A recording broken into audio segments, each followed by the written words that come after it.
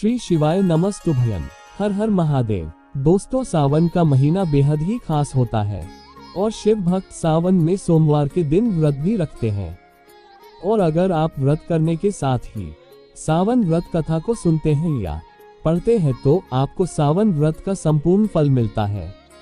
दोस्तों, अगर आपकी कोई मन्नत पूरी न हो रही हो या फिर तमाम प्रयासों के बावजूद आपको करियर में सफलता न मिल रही हो या व्यक्तिगत जीवन में परेशानी चल रही हो, मसलन कोई भी दिक्कत हो, तो परेशान होने के बजाय आपको सावन सोमवार का व्रत करके यहाँ बताई गई सावन व्रत कथा सुने।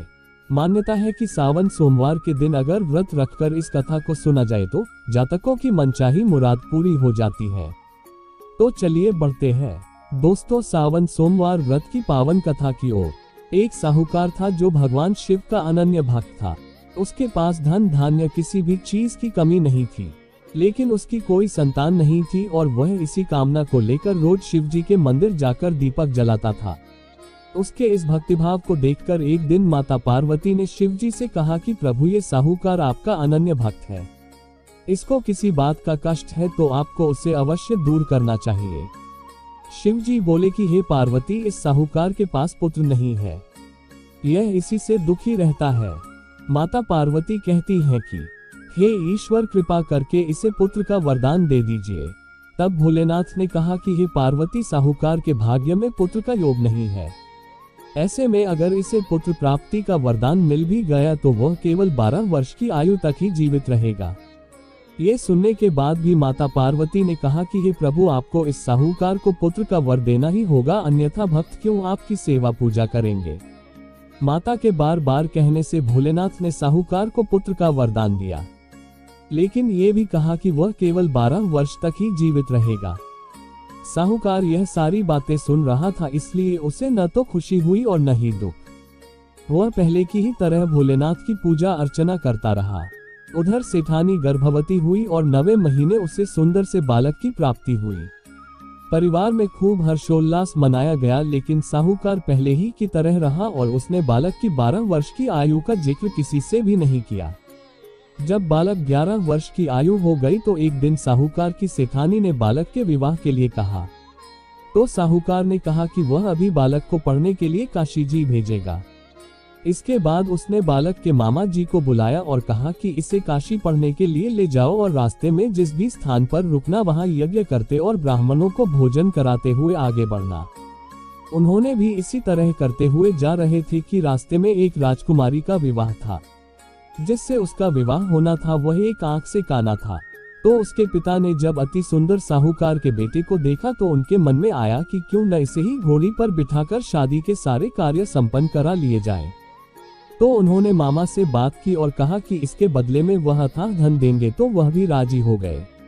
इसके बाद साहूकार का बेटा विवाह की बेदी पर बैठा और जब विवाह कार्य संपन्न हो गए तो जाने से पहले उसने राजकुमारी की चुंदरी के पल्ले पर लिखा कि तेरा विवाह तो मेरे साथ हुआ, लेकिन जिस राजकुमार के साथ भेजेंगे वह तो एक आंख का काना है। इसके बाद वह अपने मामा के साथ काशी के लिए चला गया। उधर जब राजकुमार ने अपनी चुनरी पर यह लिखा हुआ पाया तो उसने राजकुमार के साथ जाने से मना कर दिया। तो राजा ने भी अपनी पुत्री को बारात के साथ विदा नहीं किया। बारात वापस लौट गई। उधर मामा और भांजे काशी जी पहुंच गया।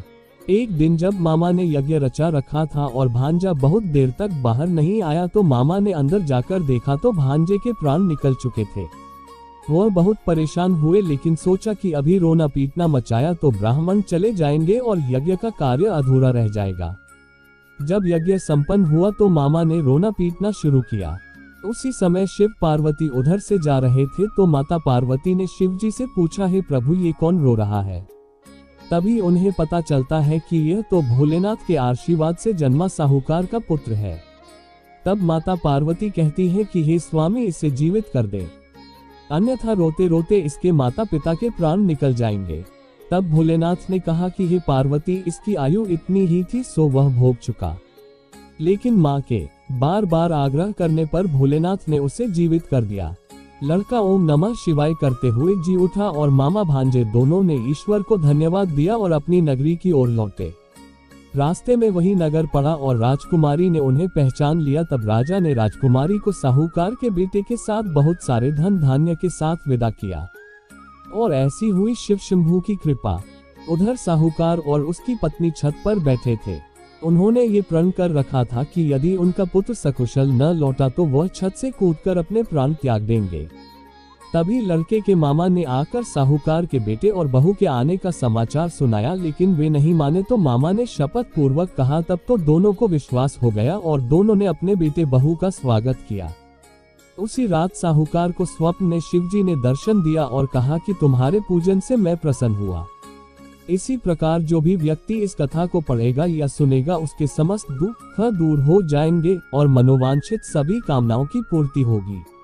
तो दोस्तों, आज की वीडियो में बस इतना ही। दोस्तों, अगर आप भी शिव जी की कृपा प्राप्त करना चाहते हैं तो सावन के व्रत में ये कथा जरूर सुने और कमेंट बॉक्स में जय महादेव जरूर लिखें।